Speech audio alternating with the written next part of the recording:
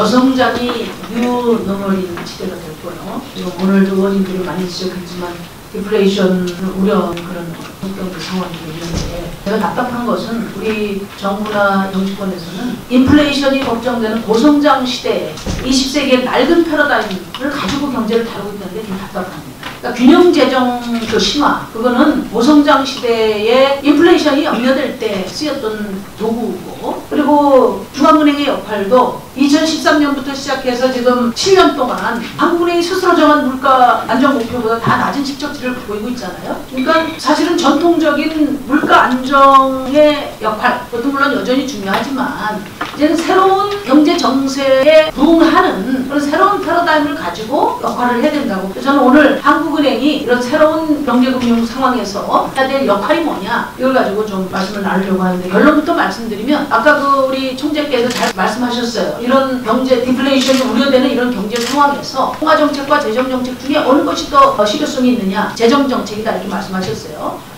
굉장히 저는 옳은 지적이라고 생각합니다. 그런데 그러면 이 확장적 재정정책에 중앙은행의 통화정책이 어떻게 협력할 것인가 이게 하나 있고 그 다음에 제가 보기에 우리 중앙은행의 지금 경제 상황은 유동성의 함정에 빠져 있다고 봐요. 그래서 지금 디플레이션과 가계부채 이 두 가지의 리스크 관리를 한국은행이 어떻게 나갈 것이냐 이것이 한국은행의 또 중요한 역할이라고 봅니다. 이 두 가지에 대해서 제가 좀 이야기를 하려고 합니다. 아까 디플레이션 우려가 있느냐 이런 지적에 대해서는 총재께서 개념적으로 디플레이션의 조짐은 아니다 이렇게 말씀을 하셨고 그럼에도 불구하고 지금 경제지표가 그다지 밝지 않죠. 그래서 그 경제지표를 제가 일일이 말씀드리기는 어렵지만 하여튼 KDI에서도 이야기를 했습니다. 만성적인 총수요 부족이다 이렇게 지적을 했어요. 가계 소비 여력도 늘지 않고 또 반도체를 제한 나머지 산업에서 지금 투자가 다 부진하지 않습니까? 그래서 이런 상황 속에서 뭔가 경제를 살릴 수 있는 그런 획기적인 대안이 필요하다. 저는 혹시 페인 컨트롤이라는 말 들어보셨어요?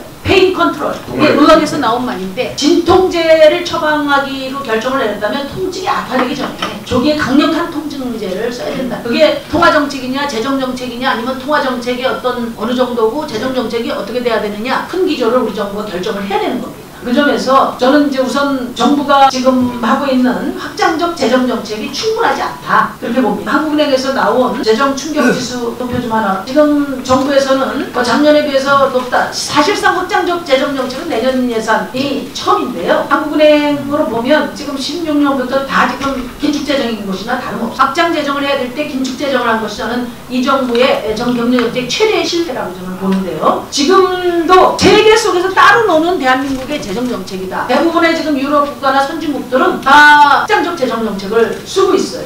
결론은 뭐냐면은 미국, 일본, EU 이 경우에는 모든 경우에서 정부의 자금 조달에 의해서 자금 순환이 이루어지고 있는데 우리나라는 여전히 수출 흑자에 의한 자금 순환을 하는 거예요. 근데 수출도 점점 줄어들고 그러니까 경제가 가라앉을 수밖에 없는 거거든요. 그러니까 이렇게 수출이 불안해지는 상황에서 정부라는 경제 주체가 어떤 경제적 역할을 해야 되느냐 이것이 재정정책의 핵심인데 계속 지금 딴소리들을 하고 있어요. 이 정부 관련해서 저는 한국은행이 예를 들면 일본 중앙은행이 정부 발행 국채를 인수함으로써 확장재 정책을 적극적으로 지원하고 있는 이런 사례에 대해서 적극적으로 검토해 보셔야 된다. 한국은행법 68조, 75조, 76조, 99조 이와 같은 방식으로 정부의 채권 발행 부담을 경감시킬 수 있는 이런 방안을 검토해서 확장적 재정 정책에 협력하는 그런 중앙은행의 통화 정책이 돼야 된다 이런 말씀 드리고요. 두 번째로는 지금 통화 순수 제가 도표 보니까요. 그 다음에 통화 유통 속도를 보니까 지금 통화 정책의 영향력이 거의 없어지는 유동성 함정에 빠졌다.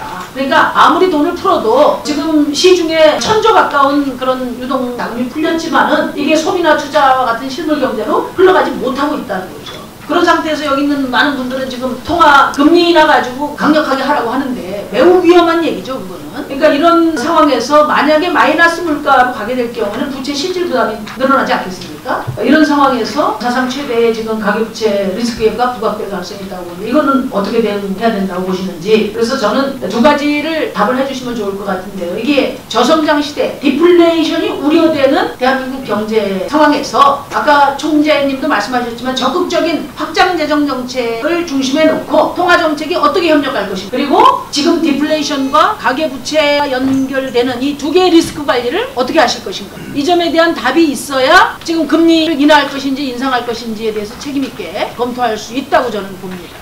답변해 주시기 바랍니다. 네, 우선 그 디플레 우려 상황, 저희들이 디플레 당장 우려 상황은 안 따르고 있다고 보고 있다는 네, 먼저 말씀드리고요. 정부가 이제 확장적 재정 정책을 쓰는데 통화 정책을 뒷받침하라는 말씀인데, 저희들이 이제 하는 법에 보면 통화 정책은 정부 정책과 조화를 이루어야 한다는 조항이 있습니다. 네. 조화를 이룬다는 거하고 그냥 직접 재정 정책을 통화 정책에 와서 뒷받침하는 건 좀 다른 의미가 독립성이라는 문제를 상대적인 독립성은 유지를 하셔야 되는데 물론, 지금 대한민국의 경제 상황, 세계적인 경제 상황 속에서 대한민국 경제가 어떤 원칙과 방향으로 가야 되느냐 하는 것이 통일적으로 방침이 서야 되고 그 방침에 협력을 한다는 뜻입니다. 그렇습니다. 단기적으로 이제 성장세 중화에 대해서 재정도 확장으로 가고 통화 정책도 완화한 쪽으로 가고 단기적인 정책 방향은 지금 현재 저희 그 이거 상충이 없다고 저희들은 보고 있습니다. 문제도 많죠. 그러니까 지금 자기 보신적인 얘기가 중요한 게 아니고요. 아무도 지금 이 경제 상황에 대해서 능동적이고 책임 있는 어떤 대안들을 제시하지 않는다는 거예요. 지금 사실은 이렇게 유동성 함정에 빠져 있고 인플레이션 우려도 없는데 지금 뭐 물가 관리할 것도 없고 통화 정책도 한계에 봉착한 상황에서 한국은행이 할 일이 뭡니까? 새로운 경제 정세 속에서 한국은행이 뭘 해야 될 것인가? 통화 정책이 한계에 봉착한 상황에서 금리 좀 올릴 거냐 낮출 거냐 계속 이것만 갖고 왔다 갔다 할 게 아니라 이미 풀어놓은 3조에 달하는 유동성 자금이 가계부채에 어떤 영향을 미칠 것이며 디플레이션과는 또 어떤 연관이 되느냐 이거에 대한 답을 내놓으셔야 되고 그 다음에 전체적인 경제 정책 기조와 관련해서 적극적인 재정 정책이 중심축이 돼야 된다고 하면 한국은행이 어떻게 협력할 것인가 이거 답을 내놓으셔야 된다고 봐요. 제가 이제 이런 기류에 상당히 모든 걸 장황하게 말씀드릴 수 없습니다만 그냥 말씀드리면 통화 정책은 지금 경기 여건 사회 비추어 볼 때 저희들이 좀 경제 복세를 좀